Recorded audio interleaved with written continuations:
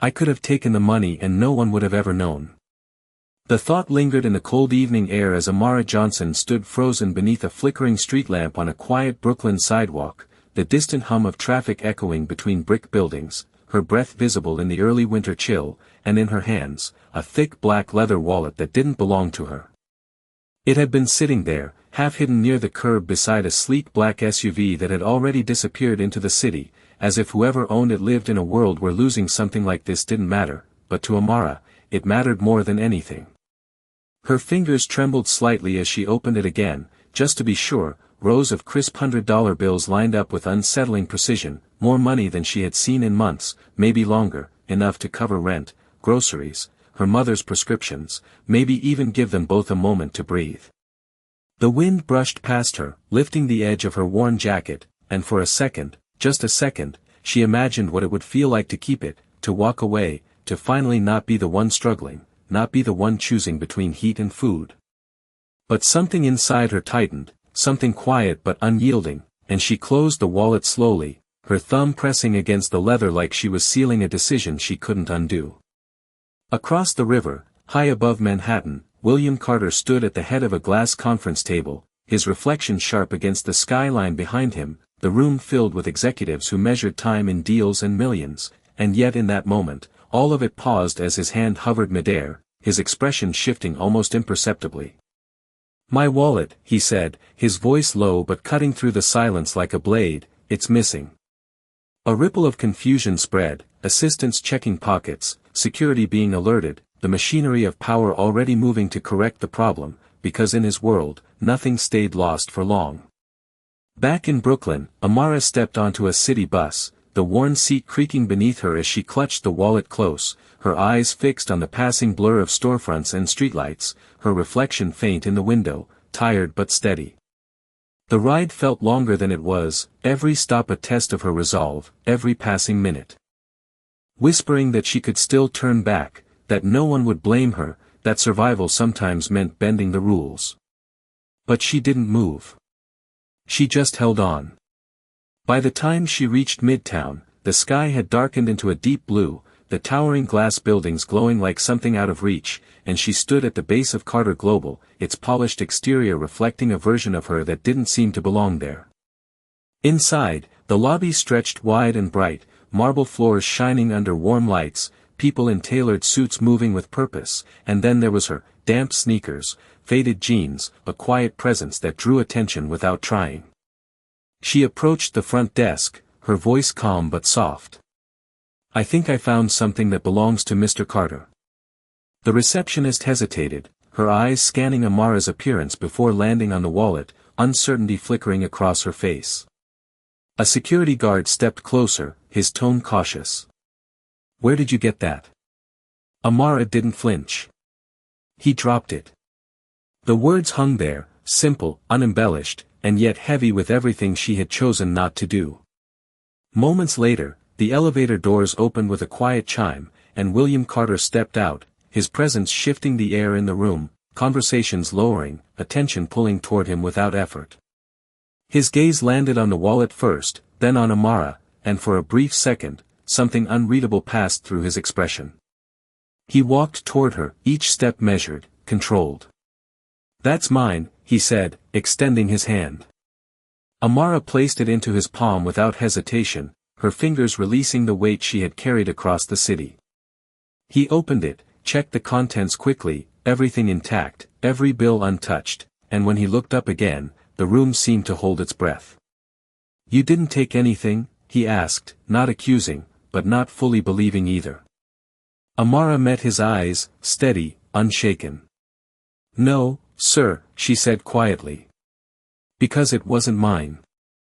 And in that moment, something shifted, subtle but undeniable, like a crack forming in a wall that had stood too long. William Carter did not move right away, his fingers still resting on the edge of the wallet as if it carried more weight than leather and paper should, the lobby around them continuing in quiet motion but somehow distant, like sound muffled behind glass, and for the first time in a long while, he was not thinking about numbers or schedules or outcomes, he was thinking about her words, simple and unpolished, but impossible to ignore. "Because it was not mine." He had heard thousands of explanations in his life, from lawyers, from executives, from people trying to impress him or convince him or take something from him, but this was different. There was no angle in her voice, no calculation, just a steady truth that did not bend. He closed the wallet slowly and slipped it into his coat pocket, his eyes never leaving Amara. Most people would not have done what you did, he said, his tone quieter now, less like a statement and more like a realization forming in real time. Amara shrugged lightly, shifting her weight on tired feet. Most people are not me. There was no arrogance in it, only a quiet certainty that made the words land heavier than expected. A few feet away, the receptionist glanced between them, unsure whether to return to her screen or keep watching, while the security guard straightened his posture, sensing something in the air had changed. William reached into his inside pocket again, pulling out a stack of cash, not dramatically, not as a show, but as something automatic, the way problems were usually solved in his world. "At least let me thank you properly," he said, extending the money toward her. "Take this." The bills were crisp, clean, enough to ease the kind of pressure that lingered in Amara's life every single day, enough to fix things, even if only for a while, and for a brief second, her eyes flickered, not with greed, but with recognition of what that could mean. Rent paid. Groceries stocked. Medicine secured. A night without worrying about what would run out first. The moment stretched, delicate and fragile, and then she took a small step back, creating just enough space to make her answer clear before she even spoke. "I cannot," she said gently. William blinked, the word catching him off guard. "Cannot?" he repeated, as if it did not fit the situation. "It is just a thank you." Amara shook her head, her voice still calm, still grounded. "If I take it, then it changes why I brought it back." The sentence settled between them like something undeniable, and for a moment, William had no response, because in his world, value was measured. Exchanged, rewarded, but she had just removed the entire system from the equation. "So you did it for nothing?" he asked, not mocking, but genuinely trying to understand. Amara's lips curved slightly, not quite a smile, but close. "Not for nothing," she said. "For the right reason."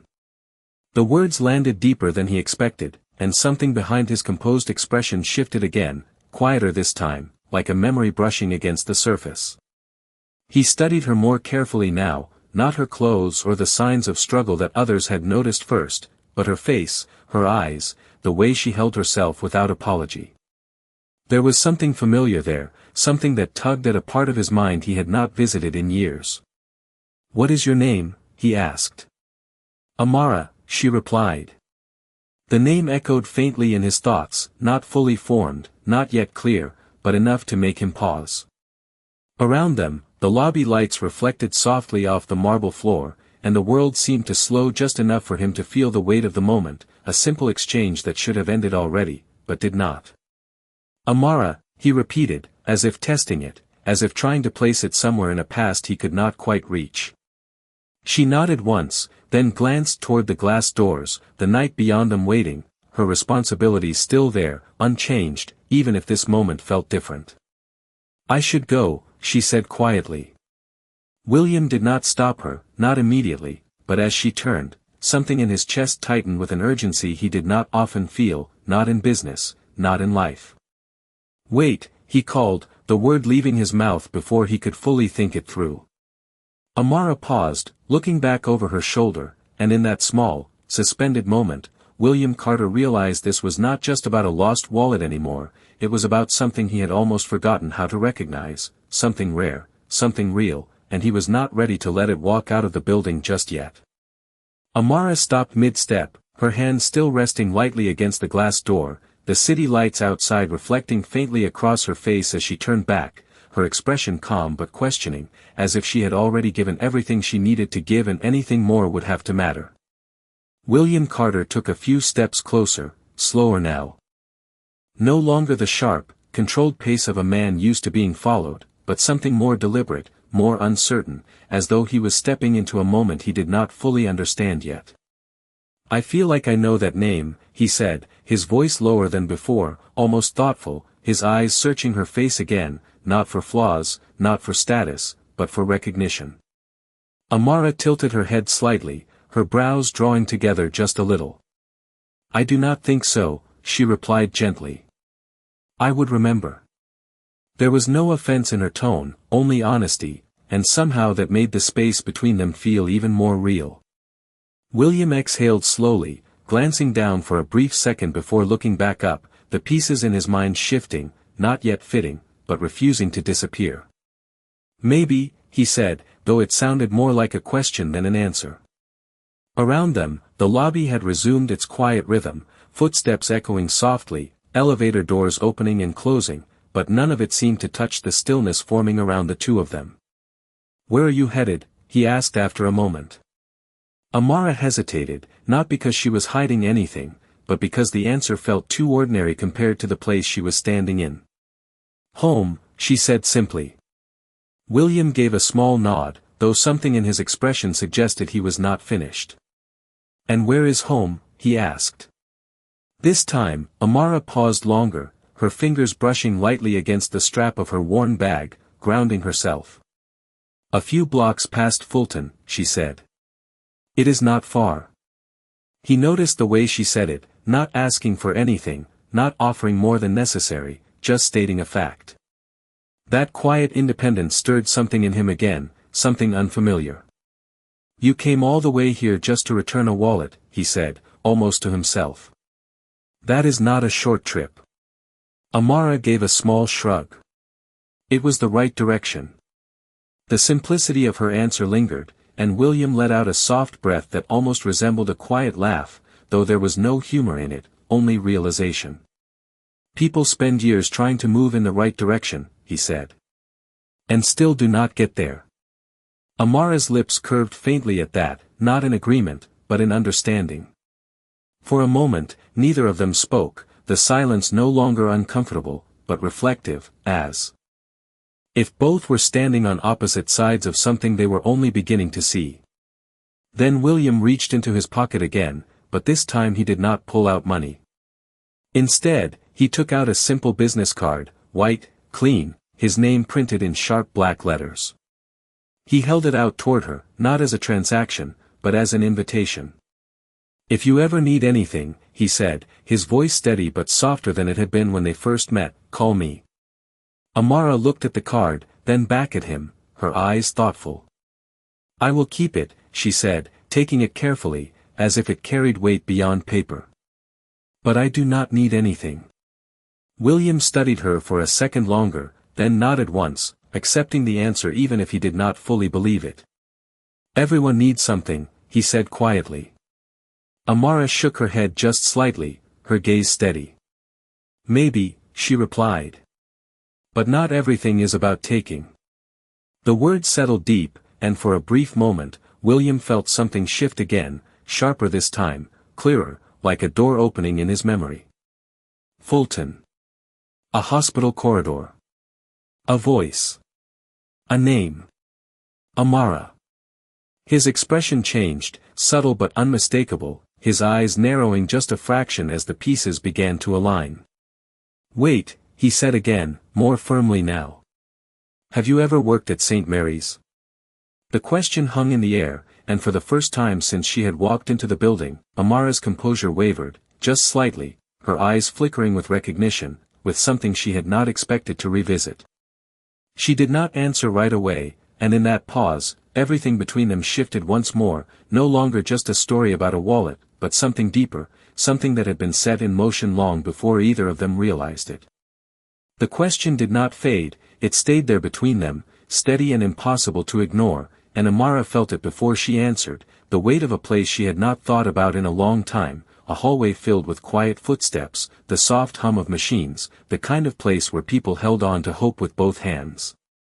She looked at William again, this time not just as a man in an expensive suit, not just as someone who had lost a wallet, but as someone connected to a memory she had carefully placed behind her.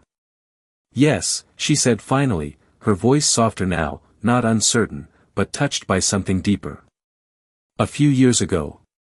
William's breath caught, just slightly, but enough to shift everything in his posture, his shoulders no longer squared with authority but pulled back with recognition, his mind moving quickly now, filling in the spaces that had been empty moments ago. "Night shifts?" he asked, his voice almost cautious, as if he was afraid the answer might disappear if he spoke too loudly. Amara nodded once. "I worked at the front desk," she said. "And sometimes helped in the waiting area when it got busy." The memory sharpened instantly in William's mind, no longer distant or unclear, but vivid, the sterile brightness of the hospital lights, the long hours that stretched into early morning, the quiet exhaustion that settled into every corner of the room, and there, in the middle of it, a young woman with steady eyes and a calm voice, offering something he had not known he needed at the time. "You stayed with my mother," he said, the words leaving him slowly, as if he was testing their truth as he spoke them. "One night, when she could not sleep." Amara's expression softened, the tension in her shoulders easing just a little as the connection settled into place.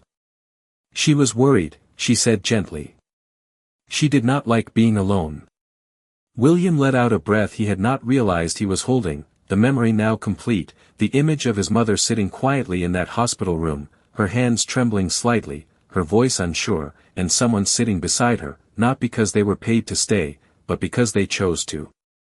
"I was not there that night," he admitted, the words carrying a weight he could not hide, not from her, not from himself. "I had a meeting out of town." Amara did not respond right away, not because she did not understand, but because she did, more than he expected. "She told me about you," Amara said after a moment. "She said you were very busy, but that you always tried your best." The sentence was simple, but it landed with a quiet force, not accusing, not forgiving, just stating what had been said. William's gaze dropped briefly, the polished marble floor reflecting a version of himself that felt different now, less certain, more exposed.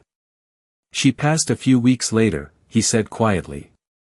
"I never found out who stayed with her that night." Amara nodded slowly, her hands resting lightly at her sides, the memory no longer hidden, but not overwhelming either. "She was kind," she said. "She talked about her garden, about the way she liked to watch the sun come up from her kitchen window." William closed his eyes for just a second, the image hitting him with a clarity he had not expected, the kind of memory that does not ask permission before it returns. When he opened them again, the space between them felt different, no longer divided by status or circumstance, but connected by something that had happened quietly, without recognition, without reward. "You were there for her," he said, his voice steady but softer than it had ever been since she walked in. Amara gave a small nod. "She needed someone," she replied. "So I stayed." The simplicity of it echoed in the air, just as it had before, but now it carried more meaning, more weight, more truth than anything else in the room. William looked at her, really looked this time, and the realization settled in fully, undeniable and clear. The same person who had sat beside his mother when he could not, was now standing in front of him, refusing money for returning something that could have changed her life, and for the first time, he understood that this was not a coincidence, it was a reflection of who she had always been. He took a small step closer, not out of authority, but out of respect. "You changed something for her that night," he said quietly. "And I did not even know your name." Amara met his gaze, calm as ever. "You do now," she said. And in that moment, the story that had started with a lost wallet shifted completely, becoming something neither of them could walk away from unchanged. The silence that followed did not feel empty, it felt full, like something important had just been placed carefully between them, something neither of them wanted to disturb too quickly, and William Carter stood there with a realization that did not come from business or logic or strategy, but from something far more human, something he had not given enough space to in years. He looked at Amara again, not as a stranger anymore, but as someone who had quietly stepped into his life long before this moment and left an imprint he had only just discovered. "I should have been there," he said, the words coming slower now, heavier, not directed at her as an excuse, but as an admission he could no longer avoid. Amara did not rush to respond, her gaze steady, understanding without judgment, the kind of presence that did not demand anything in return. "You were where you thought you needed to be," she said softly. People make the best decisions they can with what they know at the time. William let out a breath, the tension in his shoulders easing slightly, but not disappearing, because some realizations do not resolve, they stay, they reshape. She talked about small things, he said after a moment, his voice quieter, reflective. But those were the things that mattered most to her. Amara nodded, her eyes softening at the memory. She liked to talk about the morning light, she said. She said it made everything feel new again, even when it was not.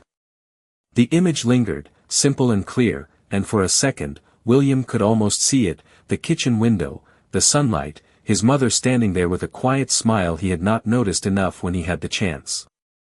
He swallowed lightly, then straightened just a bit, not returning to his usual composure, but finding a different kind of steadiness. You gave her that, he said. You gave her something I should have. Amara shook her head gently, her voice calm, unwavering. I just sat with her, she replied. Sometimes that is enough. The word settled deeper than anything else had that night, and William understood then that what she had done could not be measured, could not be repaid with money or gestures or influence, because it had not been given with any expectation of return.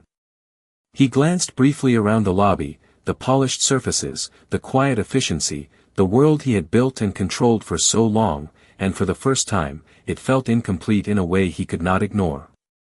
When he looked back at her, his expression had changed again, not just reflective now, but intentional. Come with me, he said, not as an order, but as an invitation, his tone steady but sincere. Amara hesitated, her eyes searching his for a moment, not out of fear, but out of caution, making sure this was still grounded in the same honesty that had brought her here. Where? She asked.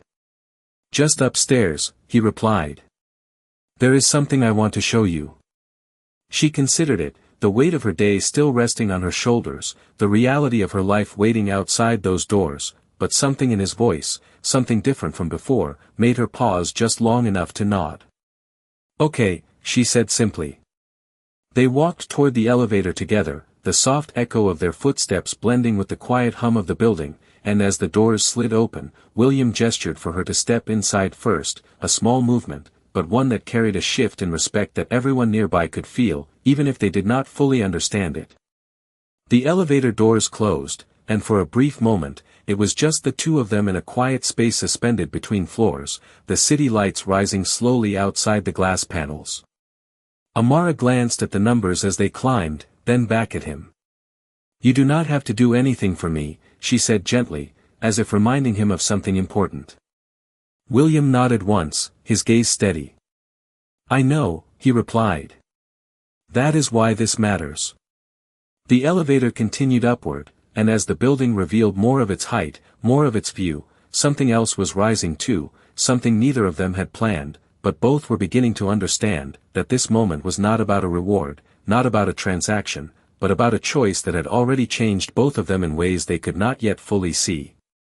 The elevator doors opened with a soft chime, revealing a floor that felt nothing like the busy lobby below, quieter, more still, as if even the air moved differently up here, and Amara stepped out slowly, her eyes taking in the wide glass walls that stretched from floor to ceiling, the city of Manhattan glowing beneath them like a living map of light and motion. She had seen the skyline before, from sidewalks, from bus windows, from places where it always felt distant, unreachable, but from here it looked close enough to touch, close enough to belong to someone. William followed just behind her, his hands relaxed at his sides, no longer directing, no longer commanding, simply present in a way that felt unfamiliar even to him.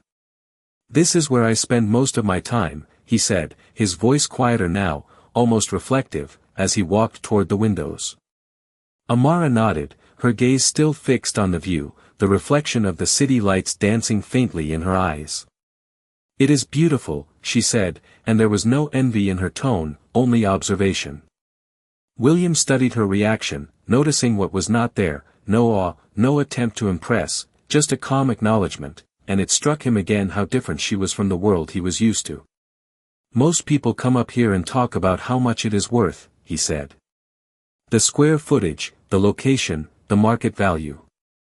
Amara glanced at him briefly, then back at the skyline. "And what do you see?" she asked. William paused, the question catching him in a way he did not expect, because for a long time, he had only seen what things cost, what they produced, what they could become. He looked out at the city again, but this time he tried to see it differently, not as assets or investments, but as something else. "I used to see numbers," he admitted. "Now, I am not so sure." Amara gave a small nod, as if that answer made sense to her in a way it might not to others. She took a few steps closer to the glass, her hand resting lightly against it, the cool surface grounding her as she looked down at the streets far below, people moving, cars passing, lives unfolding in ways that did not depend on how high they were standing. "It looks the same from down there," she said softly. "Just smaller." The simplicity of her words lingered, and William felt something shift again, a perspective he had not considered, a reminder that height did not change the essence of what he was looking at, only the distance between him and it. He turned slightly, walking toward a nearby desk where a framed photograph sat, its presence subtle but intentional, and he picked it up carefully before bringing it over to her. "This was taken in that hospital," he said, handing it to her. Amara looked down at the image, her fingers gently holding the frame, and there it was, a younger version of William standing beside his mother. Her smile soft, her eyes kind, the same eyes she remembered from those quiet nights. Amara's expression softened, her thumb brushing lightly against the edge of the frame.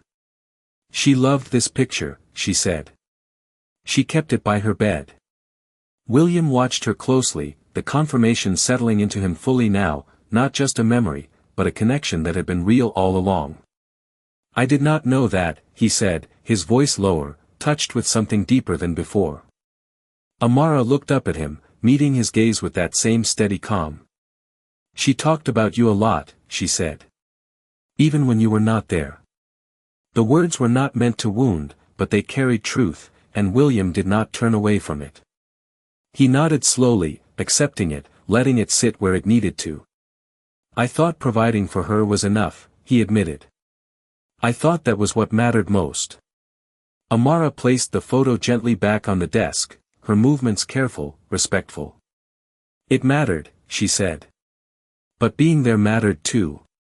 The room fell quiet again, but this time it was not heavy, it was clear, like something had been understood without needing to be explained further.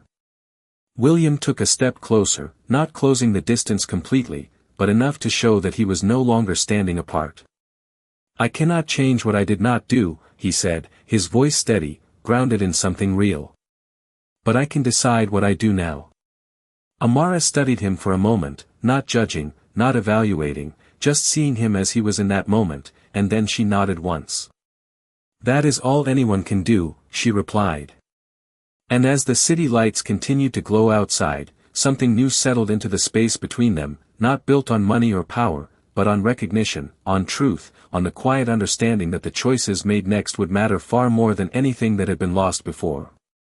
William stood quietly for a moment after her words settled, his eyes drifting back toward the skyline, but this time he was not looking at buildings or lights or anything that could be measured, he was looking inward, recalibrating something that had been set the same way for years, maybe decades, and for the first time, it did not feel like a loss of control, it felt like clarity. He turned back. To Amara, his posture no longer guarded, no longer distant, but open in a way that was subtle yet undeniable. "Tell me something," he said, his voice steady but softer than before, as if he was stepping carefully into a space that required honesty rather than authority. "What would have made things easier for you back then?" Amara looked at him, the question hanging between them, not as a test, but as something real, something he genuinely wanted to understand. She thought for a moment, her gaze lowering slightly as she searched for the right way to say it, not dramatic, not exaggerated, just true. "Consistency," she said finally. "Knowing that someone would show up, not just once, but again and again." William nodded slowly, the words settling into him with more weight than any financial term ever had. "Consistency," he repeated, almost to himself, as if committing it to memory in a way he never had before. He walked a few steps across the room, his hand brushing lightly against the edge of the desk, grounding himself in the present moment while his mind quietly restructured the past. "I built everything on big moves," he said. "Big deals, big risks, big outcomes. I thought that was how you created impact." He glanced back at her, his expression thoughtful. "But maybe I missed the smaller things." Amara gave a slight nod, her eyes calm, understanding the difference he was beginning to see. "The smaller things are what people remember," she said. "They are what people hold on to." The words lingered in the room, simple, but carrying a kind of truth that did not need explanation. William exhaled slowly, then straightened, not returning to his old posture, but stepping into something new, something more intentional. "I want to do something," he said, his tone clear now, not rushed, not impulsive, but grounded in decision. Amara's expression did not change much, but her attention sharpened slightly, not expecting anything, but listening. "Not for you," he added quickly, as if he understood what she might be thinking. "At least not in the way you might expect." Amara raised an eyebrow just slightly, curious but still composed. "Then what?" she asked. William walked toward the window again, gesturing lightly toward the city below, the countless lights stretching out in every direction.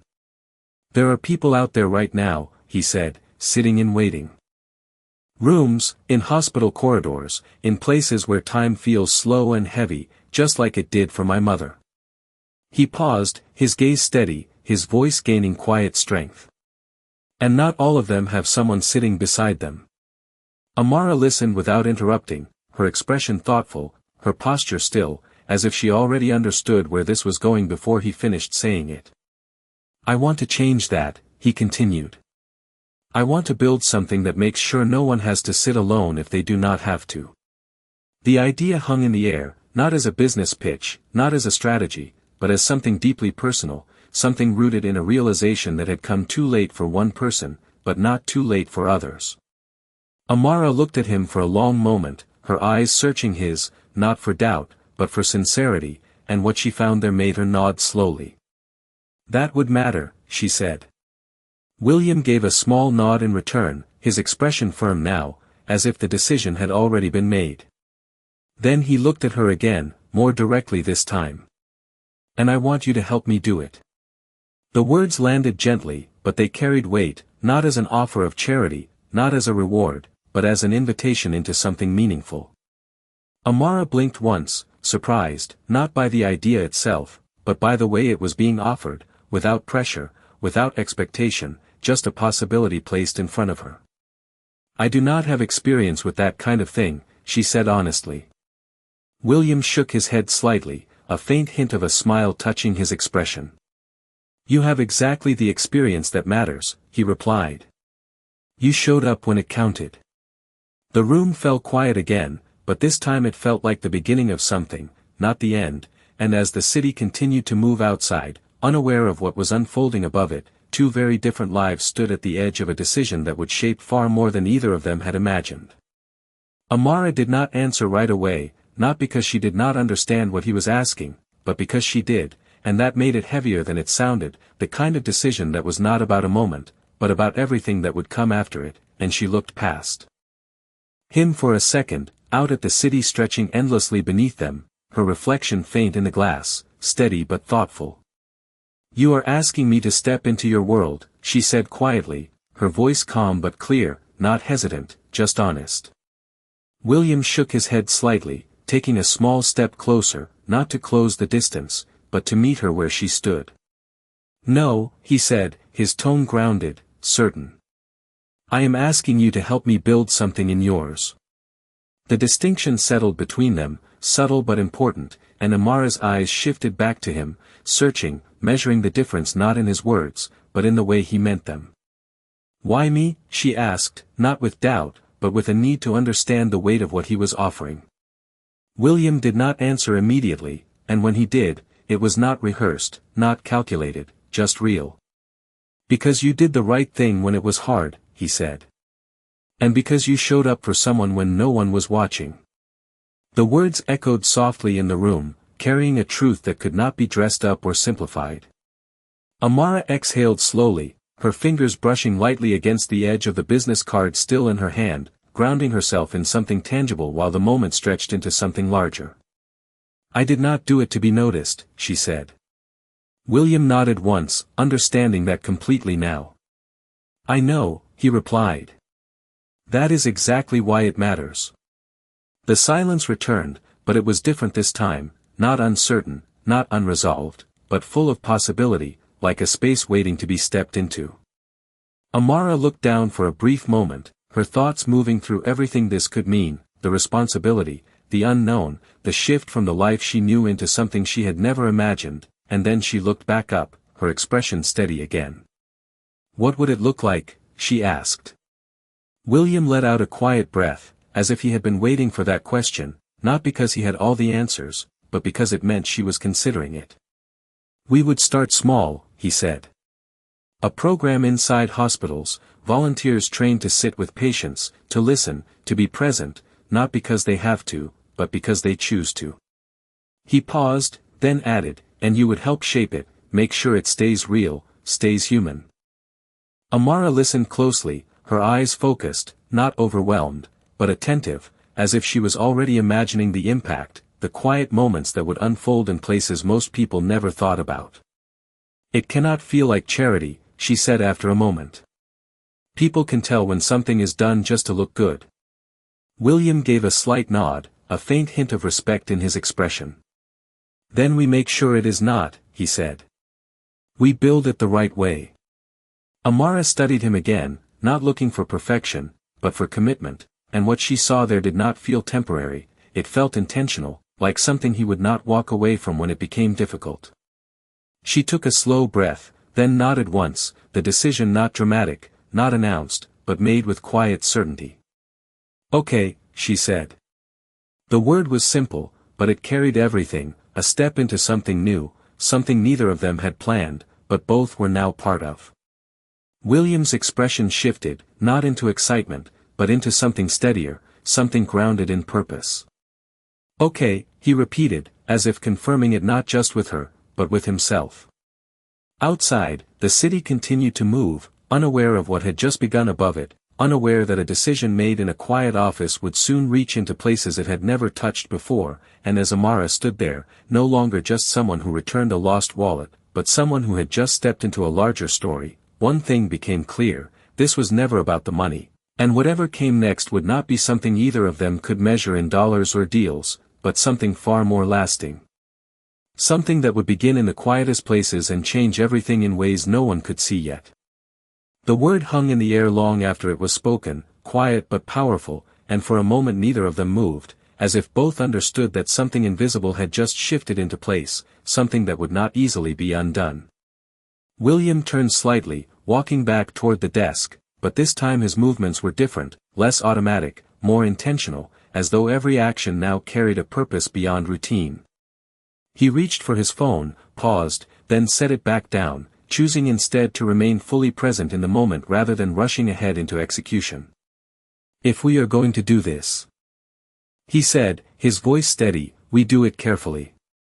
Amara nodded, stepping closer to the window again, her eyes scanning the city below, but now she was not just observing it, she was thinking about it, imagining the unseen spaces behind those lights, the hospital rooms, the waiting areas, the quiet corners where people sat alone.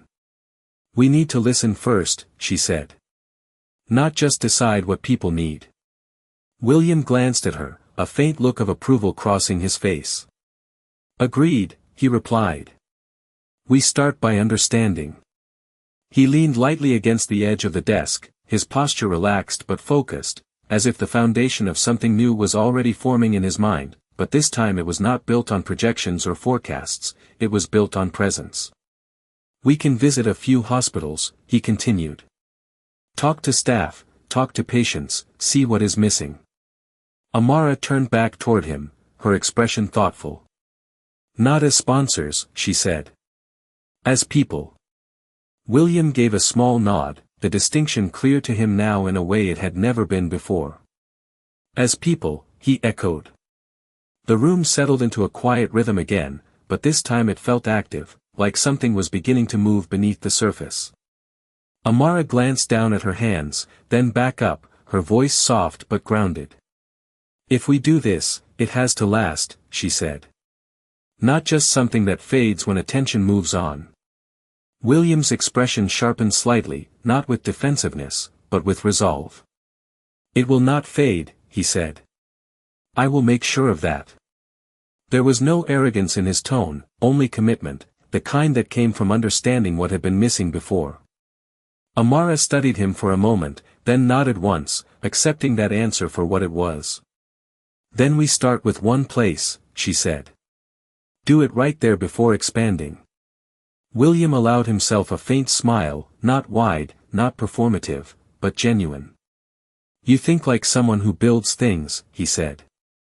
Amara gave a slight shrug. I think like someone who has seen what happens when things are rushed, she replied. The honesty in her words landed easily, and William let out a quiet breath that almost resembled relief. Then we will not rush, he said. He reached for a notepad this time, not delegating the task, not passing it to an assistant, but writing something down himself, the simple act carrying a weight it had not before. Amara watched him for a second, then looked back out at the city, her reflection steady in the glass, but something inside her had shifted too, something subtle but undeniable, a sense that she was no longer just reacting to life, but stepping into a role where she could shape it. When do we start? She asked. William did not hesitate this time. Tomorrow, he said. The word came easily, but it was not impulsive, it was anchored in the decision that had already been made. Amara nodded slowly, absorbing it, not overwhelmed, but aware of what it meant. Tomorrow, she repeated.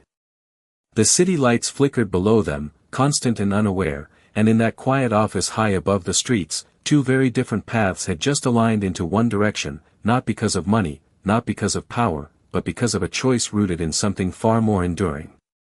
William set the pen down, looking at the single line he had written, then back at Amara, and for the first time in a long time, the future did not feel like something to control, it felt like something to build the right way, step by step, beginning with something as simple and as profound as showing up. The word, tomorrow, did not feel distant, it felt immediate, almost close enough to touch, and as the elevator carried them back down through the building, the quiet hum of motion filled the space between them, not awkward, not uncertain, but thoughtful, like both of them were already stepping into what came next without needing to say much more. Amara stood with her hands loosely at her sides, her reflection faint in the brushed steel walls, her mind moving through everything that had just happened, the unexpected turns, the quiet decisions, the weight of something new forming in front of her. William stood beside her, his posture relaxed but focused, his usual instinct to plan 10 steps ahead softened by the realization that this time, the first step mattered more than all the rest. When the doors opened into the lobby again, the contrast was immediate, the polished floor, the soft murmur of conversations, the rhythm of people moving with purpose, but something had changed, not in the space, but in how it felt. They walked side by side toward the exit, and for the first time, it did not feel like two different worlds crossing paths, it felt like something shared, something aligned. At the glass doors, Amara paused, the cool night air visible just beyond, the city waiting with all its noise and motion and reality. She turned slightly toward William, her expression steady, grounded. I will meet you here tomorrow, she asked. William nodded once, without hesitation. 9 o'clock, he said. We will start early. Amara gave a small nod in return, committing the moment quietly, without ceremony. Okay.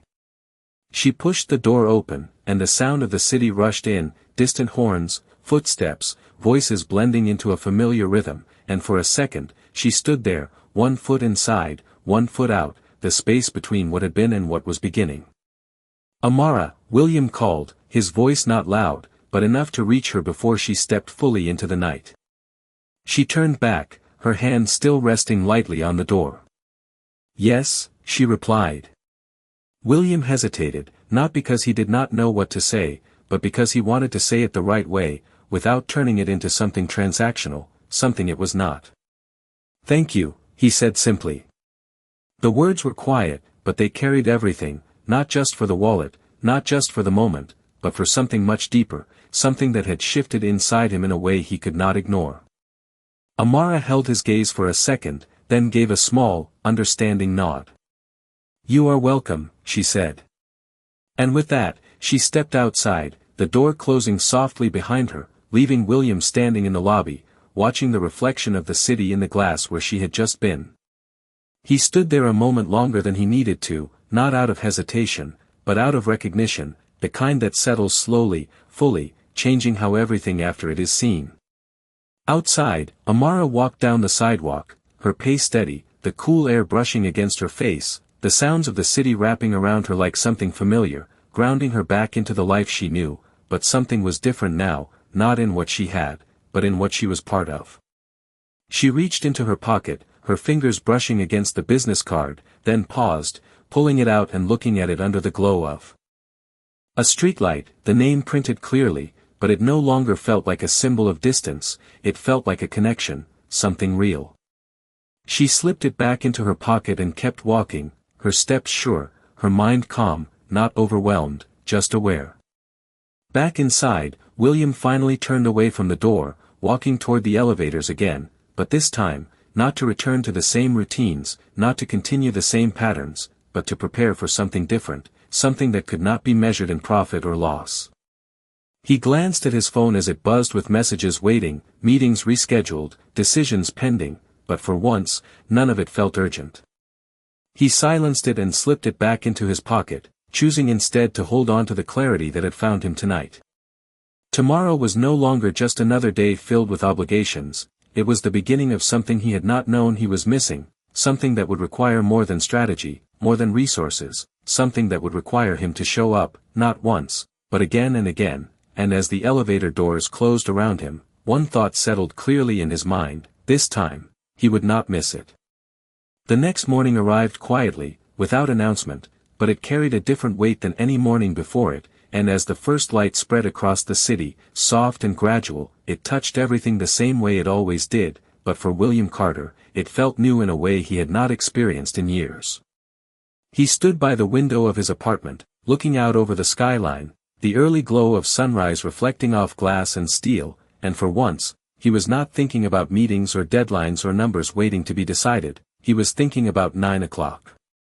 Down in Brooklyn, Amara Johnson moved through her morning with the same quiet rhythm she always had, the small kitchen filled with the soft sound of a kettle warming on the stove, the scent of tea rising gently into the air, and her movement steady, familiar, grounded in a life that had not suddenly changed overnight.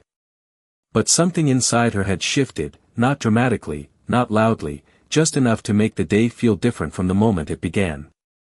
She glanced at the clock, then at the worn chair where she had left her jacket, the one she had worn the night before, and for a second, she paused, her hand resting lightly against the back of it, feeling the weight of what she had said yes to.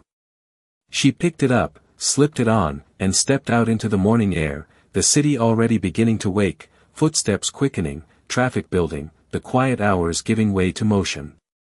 At exactly 9 o'clock, the glass doors of Carter Global reflected the morning light as Amara approached, her step steady, her expression calm, not uncertain, not overwhelmed, just present. Inside, William was already there, standing near the entrance, not behind a desk, not surrounded by assistants, but waiting, something he had not done in a long time without checking his watch or glancing at his phone. When he saw her, he gave a small nod, not formal, not distant, but genuine. "You are right on time," he said. Amara returned the nod, a faint hint of a smile touching her expression. "You said 9, she replied simply. The words carried a quiet meaning between them, consistency, showing up, beginning exactly where they said they would. William gestured toward the exit. "Let us go," he said. There was no entourage, no announcement, no preparation beyond the decision they had made, just two people stepping out into the city with a purpose that had not existed the day before. They walked side by side down the sidewalk, the sounds of the morning surrounding them, car engines, voices, the distant rhythm of the city moving forward, and for the first time, William did not feel separate from it, he felt part of it. "Which hospital?" Amara asked as they reached the corner. William glanced at her briefly. You tell me, he said. Where would we be needed most? Amara thought for a moment, her gaze shifting slightly as she pictured the places she knew, the ones that did not always get attention, the ones where quiet need often went unseen. St. Mary's, she said finally. William nodded without hesitation. Then that is where we go. They hailed a cab, the driver barely glancing back as they gave the address, the city unfolding around them as they moved through traffic, sunlight catching on buildings, shadows stretching across streets, and inside the cab, there was a calm silence, not empty, but focused, as both of them prepared in their own way for what they would find. When they arrived, the hospital stood just as it always had, its exterior unchanged, its doors opening to the same steady flow of people coming and going, lives intersecting in quiet, important ways. Amara stepped out first, her eyes taking in the familiar sight, the entrance, the benches, the small details that had once been part of her daily routine. William followed, his gaze more observant now, not scanning for efficiency, but for understanding. This is where it begins, he said quietly. Amara nodded, her expression steady. This is where it matters, she replied. And as they walked toward the doors together, something became clear in a way that did not need to be spoken. This was no longer just an idea, no longer just a conversation, this was the first step, the first real moment of showing up, and everything that came after would be built on what they chose to do next. The doors of St. Mary's opened with a soft push, and the familiar scent of antiseptic and quiet tension met them instantly, not overwhelming, but present, like a reminder that this was a place where time moved differently, where every minute carried weight in ways most people outside could not fully understand. Amara stepped inside first, her pace naturally slowing as her eyes adjusted to the rhythm of the space, the front desk, the waiting chairs, the muted conversations, all of it exactly as she remembered, yet somehow different now that she was seeing it from the other side of time. William followed closely, his gaze moving with intention, not scanning for flaws or systems, but observing people, the way they sat, the way they waited, the way silence filled the spaces between them. A woman sat near the corner, her hands folded tightly in her lap, her eyes fixed on nothing in particular, as if she had been there longer than she expected, longer than she wanted. A man stood near the window, shifting his weight from one foot to the other, checking his phone, then putting it away, repeating the same motion over and over as if it might change something. William noticed all of it, each detail landing quietly, building a picture that was not about efficiency, but about presence, or the lack of it. This is what you meant, he said softly, his voice barely above a whisper. As he turned slightly toward Amara. She nodded once, her eyes moving across the room with a familiarity that did not come from observation, but from experience. This is where people wait, she said. And sometimes waiting is the hardest part. They walked further inside, not drawing attention, not announcing themselves, just moving through the space like anyone else, and for the first time in a long time, William did not feel the need to be recognized, he felt the need to understand. Near the reception desk, a nurse moved quickly, her expression focused but tired, the kind of tired that comes from caring consistently without pause. Amara approached gently, her tone respectful, familiar. "Good morning," she said. The nurse looked up, her expression softening slightly at the calmness in Amara's voice. "Good morning," she replied. Amara gestured lightly toward the waiting area. "How long do people usually sit out here?" she asked. The nurse let out a small breath, glancing briefly at the room before answering. "Sometimes a few minutes," she said. "Sometimes hours." The word lingered, heavy but not surprising. Amara nodded slowly, absorbing it, then asked, "Do they usually have someone with them?" The nurse shook her head, a faint hint of resignation in her expression. "Not always," she said. "People have jobs, responsibilities, things they cannot step away from. Sometimes they come alone." William listened carefully, each answer settling into him, not as data, but as something more human, something that could not be reduced to numbers or charts. He stepped forward slightly, his tone calm but direct. "And when they are alone?" he asked. The nurse looked at him for a moment, then gave a small, understanding shrug. We do what we can, she said. But we have patients to care for. We cannot always sit with them. The honesty in her answer was not defensive, it was real, and that made it more important. Amara glanced back at William, not to check his reaction, but to share the moment, the confirmation of something they already understood. This is it, she said quietly.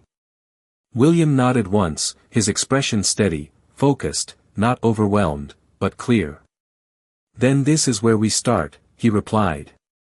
They moved toward the waiting area, not with a plan fully formed, but with an awareness that the first step did not need to be perfect, it just needed to be real. Amara approached the woman sitting in the corner, her voice gentle, respectful. Hi, she said softly. The woman looked up, surprised, her expression uncertain but open. Hi, she replied. Amara took a seat beside her, not too close, not too far, just enough to be present. Are you waiting for someone? She asked. The woman nodded, her hands tightening slightly in her lap. My father, she said. They took him in about an hour ago. Amara nodded, her voice calm. That can feel like a long time, she said. The woman let out a small breath, something in her shoulders easing just a little. It does, she admitted. A quiet moment passed, but it was different now, not empty, not isolating, but shared. William stood a few steps away, watching, not intruding, not directing, just observing what presence looked like when it was given without expectation, and in that simple exchange, something became clear in a way no plan or strategy ever could. This was not about building something complex, it was about showing up, exactly like this, exactly where it mattered most, and as the morning light filtered softly through the windows, touching the edges of the room, the first real step of what they had started was already happening, quietly, naturally, exactly as it needed to. The room did not change all at once, there was no announcement, no visible shift that would catch attention from across the hall, but something subtle began to settle into the space, something that could be felt more than seen, like the difference between sitting alone in silence and sitting in silence with someone beside you. Amara stayed seated next to the woman, her posture relaxed, her presence steady, not asking too many questions, not filling the space with unnecessary words, just being there in a way that allowed the tension to ease without forcing it. The woman's hands slowly loosened in her lap, her shoulders lowering just slightly, her breathing evening out in a rhythm that had not been there before. They said it might take a while, she said after a moment, her voice softer now, less tight. Amara nodded gently. Waiting is not easy, she replied. But you are not doing it alone anymore. The words were simple, but they carried a quiet reassurance that did not feel rehearsed, did not feel temporary, and the woman gave a small nod. Her eyes glancing toward the hallway, then back again, as if something inside her had shifted just enough to make the time feel different. A few feet away, William watched without interrupting, his hands resting loosely at his sides, his attention focused not on outcomes, not on results, but on the effect of presence itself, something he had underestimated for most of his life. He noticed how the room responded, how the energy softened, how even the nurse at the desk glanced over briefly, her expression easing for just a second before she returned to her work. It was not dramatic, it was not loud, but it was real, and that made it undeniable. He took a slow step forward, then another, not to take over, but to step into the same space, to be part of what was unfolding rather than observing it from a distance. He chose a seat across from a man who had been standing by the window earlier, the same man who had been shifting his weight back and forth, checking his phone, then putting it away again. William sat down without introduction, without explanation, just presence, mirroring what he had just seen. The man glanced at him briefly, a flicker of surprise crossing his face, but William simply nodded once, a quiet acknowledgement, and after a moment, the man nodded back. No words were exchanged at first, but the movement stopped, the restless shifting replaced by stillness, by something steadier. Minutes passed, but they did not feel as heavy as they had before, and slowly, conversation began, simple, careful, not forced. You waiting on someone? William asked quietly. The man nodded. My sister, he said. They are running tests. William nodded again, his tone calm. I hope everything turns out okay. It was not a promise, not something he could control, but it was something, and the man's expression softened just a little. Me too, he said. Across the room, Amara noticed the shift, not just in the woman beside her, but in the space itself, the way it felt more connected, less isolated, and she allowed herself a small, quiet breath, not of relief, but of recognition. This was it, this was what they had talked about, not a concept, not a plan, but a moment, simple and real. Time continued to move, but it did not drag the same way, and when a nurse finally stepped into the waiting area and called the woman's name, she stood with a steadiness that had not been there before. She turned to Amara, her eyes filled with quiet gratitude. Thank you, she said softly. Amara gave a small smile, her voice just as gentle. You are welcome. The woman walked toward the hallway, her step still uncertain, but no longer alone in the way she had been before. William stood as well, watching as the moment passed, as the room returned to its natural rhythm, but something had changed, something that would not disappear just because the moment had ended. He turned toward Amara, their eyes meeting across the space, and for a second, neither of them spoke, because they did not need to. They had seen it, felt it, understood it in a way that could not be explained with numbers or strategies or presentations. William took a step closer, his voice low, but clear. This is it, he said. Amara nodded once, her expression calm but certain. This is how it starts, she replied. And as the morning continued, as more people came and went, as quiet conversations formed and faded, something had already been set in motion, something that would grow beyond this room, beyond this hospital, something that began with a single choice, a single moment of doing the right thing when no one was watching, and turned into something far greater than either of them had expected, something that would reach into countless lives, not with noise, not with recognition, but with presence. Again and again, exactly where it was needed most.